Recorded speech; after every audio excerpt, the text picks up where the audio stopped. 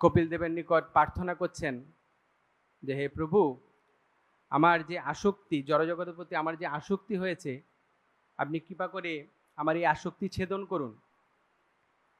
কারণ আমি জানি আপনি আমার এই আসক্তি ছেদন করতে পারবেন। এজন্য আমি আপনার কাছে প্রার্থনা জানাচ্ছি, আপনি দয়া করে আমাকে এই আসক্তি ছেদন করুন। তো কপিল দেব উনি সন্তুষ্ট হয়েছেন ওনার মায়ের প্রশ্নে, এবং উনি বলতে শুরু করেছেন 20 নম্বর শ্লোক থেকে। উনি বলছেন যে আসক্তি, কারণ আসক্তি ভালো না খারাপ?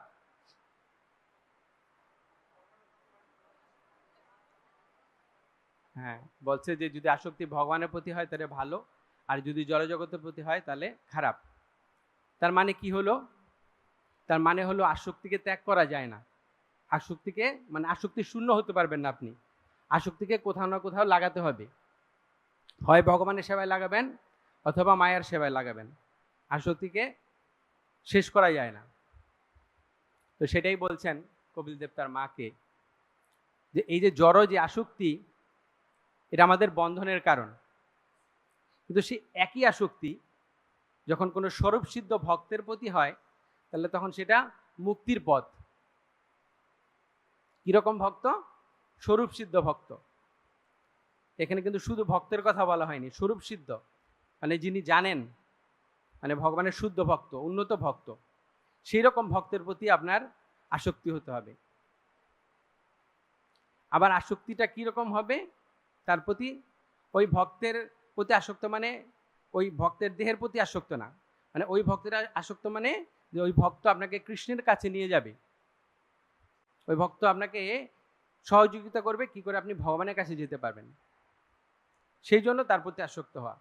কারণ আমরা জড়জগতে কৃষ্ণ ছাড়া অন্য কারোর প্রতি যদি আসক্ত হই, অন্য কোনো তাহলে সেটা আমাদের বন্ধনের কারণ।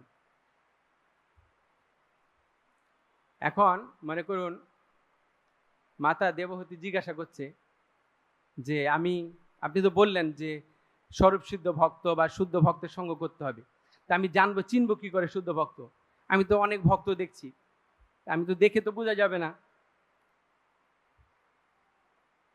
বেশ ধরে অনেকে অনেক রকম বৈষ্ণব পোশাক পরে। তখন কপিলদেব তার মাকে বলছেন যে ভক্তের লক্ষণ একটা হচ্ছে তটস্থ লক্ষণ, একটা হলো স্বরূপ লক্ষণ, একটা হলো মুখ্য লক্ষণ। তটস্থ লক্ষণ মানে হচ্ছে যে ওই লক্ষণগুলো কখনো কখনো প্রকাশিত হবে, কখনো কখনো প্রকাশিত হবে না। তো তটস্থ লক্ষণের কথা বলা হয়েছে যে তিতিক্ষব কারণিকা, সুহৃদম সর্বদেহিনা, অজাত শত্রুব্য শান্তা, সাধব সাধুভূষণানাম। এগুলো হলো সাধুর তটস্থ লক্ষণ। মানে উনি খুব সহনশীল, উনি খুব দয়ালু, সর্বজীবের প্রতি উনি সুহৃদ, উনি শান্ত। এটা হচ্ছে ভূষণ। ভূষণ মানে হচ্ছে অলংকার, যেমন মাতাজির অলংকার পরেন, এটা হলো সাধুর ভূষণ। তারপরে উনি বলছেন যে স্বরূপ লক্ষণ। স্বরূপ লক্ষণ কি? মই অনন্যেন ভাবেন ভক্তি কুর্বন্তি যে ধীরাম, মৎকিতে ত্যক্তা কর্মাণ ত্যক্তা স্বজন বান্ধবা। মই অনন্য ভাবেন, যে আমার প্রতি অনন্য ভক্তি করেন। উনি কি করে?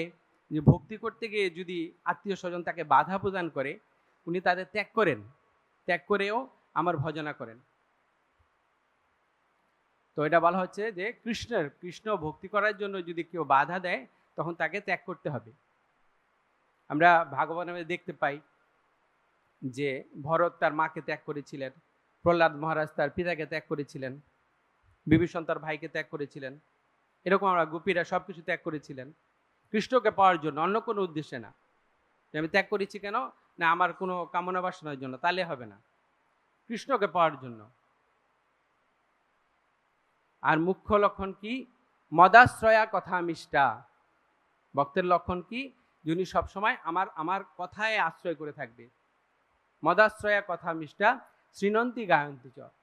তিনি সর্বদা আমার কথা শ্রবণ করবে এবং কীর্তন করবেন। তাহলে কি হবে? তপন্তি বিবিধাস্তাপা। যখন আমার ভক্ত নিরন্তর আমার কথা শ্রবণ কীর্তন করবে, তখন এই জড়জগতে যে তিতাব দুঃখ, তার দ্বারা সে প্রভাবিত হবে না। কেন?